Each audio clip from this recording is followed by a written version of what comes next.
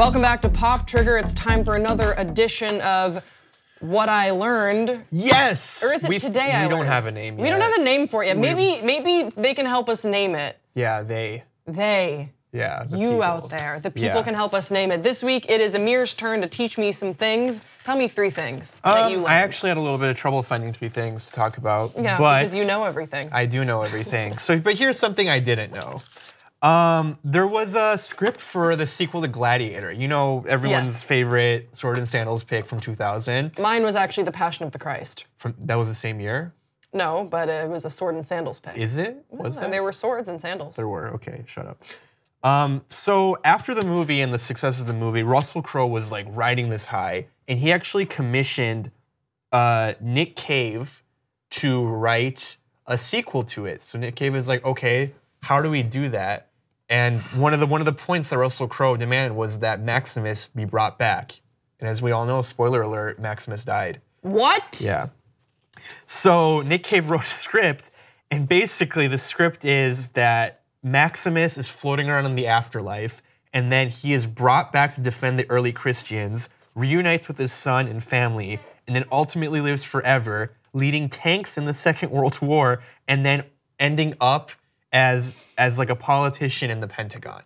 This is a real script. Can I just say, it's kind of awesome? Yeah, it is. In a bad way. Yeah, the script leaked like a few years ago. I haven't read it yet, but everyone who read it says it sounds amazing. I'm gonna need that address of where I'm gonna need that Reddit. Unfortunately, the studios weren't having it, and Russell Crowe was really bummed about it. But the best part about this that I liked is that like, this was Russell Crowe's idea. This isn't like some crazy writer being like, come on, like let's try this. No, Russell Crowe was like, I want. So he paid then. Yeah. He so I worked as an assistant for a film studio for a year and change, and what you learn is that like a writer, outside of passion projects, once you're in the industry, writers do not write for free. Even if it's a spec or if it's like a pilot or something, like even if they change everything, or if they're making edits or adjustments, you get paid for all of that. Yeah, you need to so that means that Russell Crowe sat down, there were lawyers involved that negotiated this deal to pay this guy to write this script based on ideas that they sat in a room and, you know, curated these plans. It would be interesting, right? Because like the Gladiator wasn't like a supernatural film at all. My problem is though, anytime a character is like brought back from the dead or they're just like, psych, they're back, I always think Pretty Little Liars. Like I think it's kind of a trope that it can be done well. It certainly has. I think of Game of Thrones where like, you know, it's different. Honestly, that was jumping the shark for me. What had happened in Game of Thrones? But it's hard. It's really hard for the audience to suspend their disbelief because death is so final. It's sort of like this is a weird example. Remember Grey's Anatomy and how Izzy was dating Denny and then Denny died and then Denny started coming to her in like dreams. Yeah. Because the fans loved their romantic connection and we were so sad when you killed that and it was this really dramatic moment and it really gave Katherine Heigl the career that she had and then kind of lost. But like that, they brought Denny back. They're like, you guys love Denny. Won't you love this? What it like, reminds isn't me he of? a ghost? Isn't she having ghost sex? Because like they had sex. Yeah. He was dead. It reminds me of when I used to play with my toys when I was a little kid, and I would have like heroes and villains, and the villains would die, and they would always come back. That's what it's like when people do this in scripts. It's like, okay, you do. You're always like, that's what kids do because it's like exciting when you're a kid. Yeah. Like, oh, the rivalry isn't over. Yeah, I used to do that with my Beanie Babies. Yes, Beanie Babies. Yeah. Okay, we'll move on. Mount Athos in Greece. Yes. It's have you ever heard of this place? No. Okay, so it's been there from ancient times. No surprise, it's in Greece. And what it's famous for, it's like a very holy place. It's famous because women are not allowed in this island. I get it. And it's because the whole place is populated with monks and other religious figures. And the monks there feel that the presence of women alters the social dynamics of the community and therefore slows their path towards spiritual enlightenment. And the ban was officially proclaimed by several emperors in the year 1046.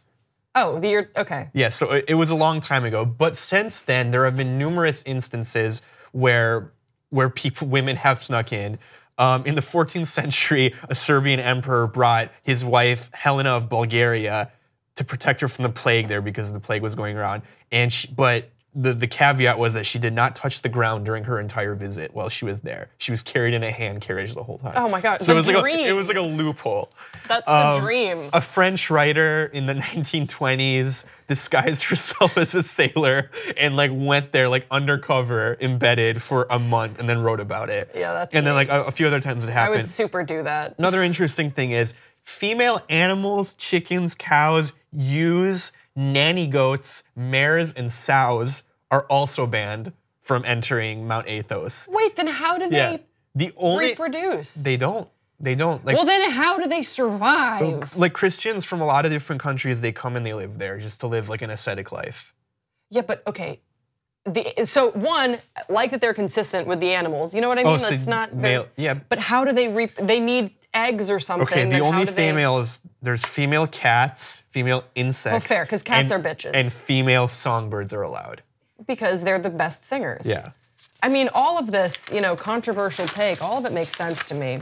Yeah. Like, I think I'd be more, like, given that it's so old, I'm like, all right, what if this had been like they adopted this in the 1980s, I'm like, all right, No, well, you guys this have already assimilated women into the this culture. has been around for a long time. I just love that, like, throughout the years that women have snuck in, like, undercover. I would super do it. You would. I any totally- excuse to cut my hair shorter, I'd be like, I'm a sailor. Yeah. Okay, moving on. So the last thing that I kind of learned, what I actually kind of knew about, but I maybe like you didn't know.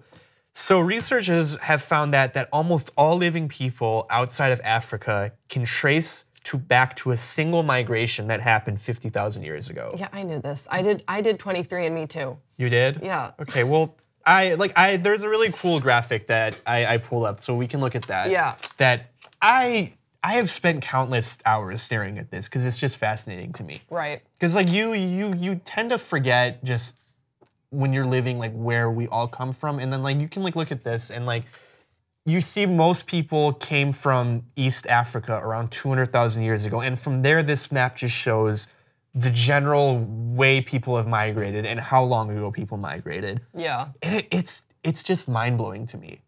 Well, I think it just applies context that is so important to how we understand our humanity and our species, and we are really short-sighted. Like when we talk about history, we're usually just referring to the most recent century. Like most people, when you look for context, like that's how far back people will go.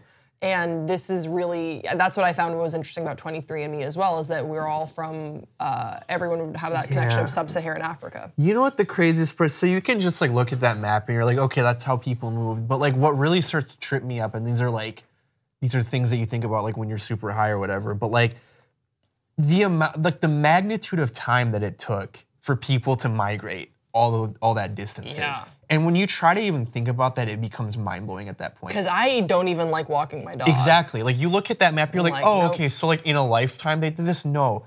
In like tens of thousands of years. Yeah. Just so many lives, so many people, like they lived and died in one area, and then like 3, 4, 5 generations after that, some of them started moving a little bit more this way. So then like it took, only in the past 12,000 years did people reach South America. And they had migrated from Africa up to the Middle East, across Asia, up north into Russia, and then across into Alaska, and then all the way down. That's so many generations of humans that just went through living in little spaces and slowly moving across. And we have lost that sort of nomadic culture largely, especially in the Western world. But that was fascinating. I definitely learned some stuff. We hope that you guys learned some stuff too. Thanks for tuning in to another edition of Wednesday Pop Trigger. We appreciate you. Appreciate yourselves. We'll see you next time.